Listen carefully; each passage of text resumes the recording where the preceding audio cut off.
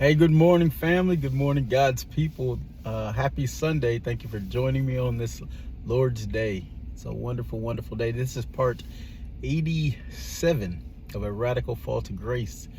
And just my testimony that God has given me about His goodness, His faithfulness in my life, man. And I want to get right to it today because, I was in church today. We had a very, very powerful church service. Our church community is going through this fast, the Daniel fast, and it's just been very powerful and incredible. And Pastor Jensen Franklin talked about how our prayers and fasting are seeding the clouds for an enormous amount of rain, and we're expecting a deluge, just an overwhelming amount of return on these sacrifices and these investments of prayer. My life is a living testimony of a return of seeding the clouds.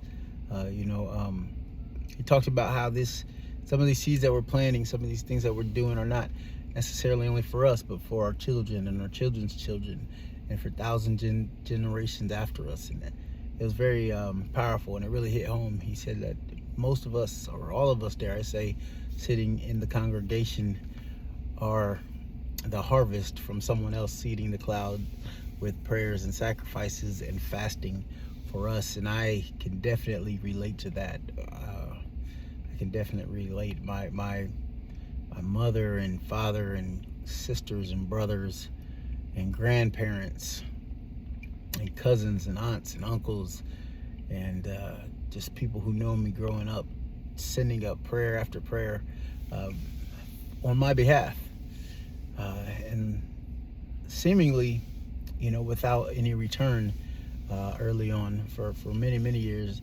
One of the scriptures he pointed out today was about Elijah praying for rain, and how he sent his servant to go look for any signs of an answer six times before he came back the seventh time and said, I see something happening, and it's just a cloud the size of a man's hand. And Elijah jumped on that and said, it has begun. Prepare the chariots, prepare the horses, get to safety, because a deluge is on the way.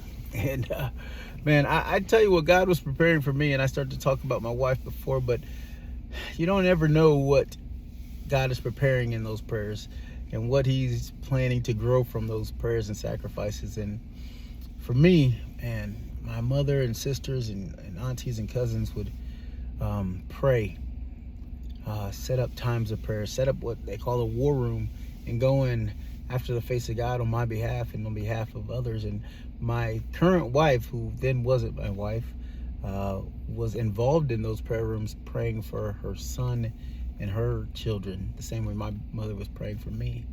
And it's through that connection that we actually got together. She became connected with my mother and grandparents, and my dad and my sisters, and they would just pray in this war room, and they became connected. They were sisters and daughters and mothers praying for their sons who were at the time lost. And on the other side of the world, God is preparing my heart to receive these seeds that were planted.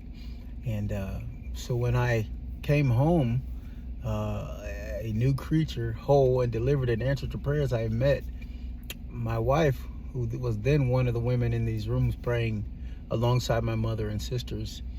And so the Lord was preparing her heart to receive me, and my heart to receive her. And actually my mother and sisters introduced me to who is my current wife.